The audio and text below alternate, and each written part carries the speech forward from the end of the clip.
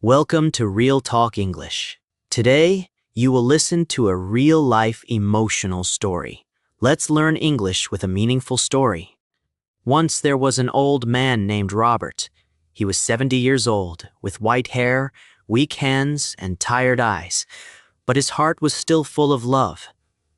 Robert lived in a small old house at the edge of the town, a house filled with memories.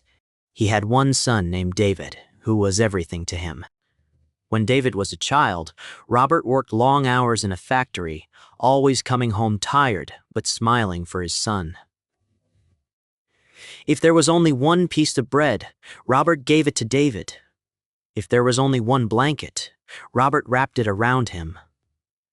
Robert taught David how to walk, how to talk, and how to know right from wrong. He walked with him to school every day and stayed awake all night when David was sick.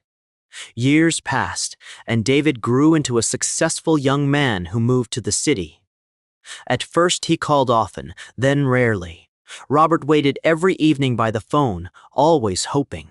One day, David visited, wearing expensive clothes and looking busy. Robert asked if he could come live with him because he was old and weak, but David refused, saying his home was too small and his wife did not like old people. Robert's heart broke, but he said nothing. David left some money and went away. Robert grew weaker with time, often falling and living alone. One cold night, holding an old photo of David as a child, Robert whispered, "I gave you my life." Was it not enough? That night, he became very sick. When the doctor finally reached David, he rushed to the hospital, but it was too late.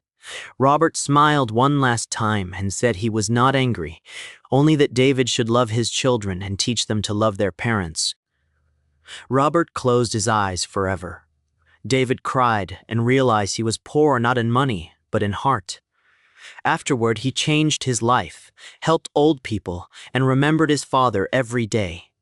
He learned a painful truth. Parents never stop loving their children, but children sometimes forget their parents.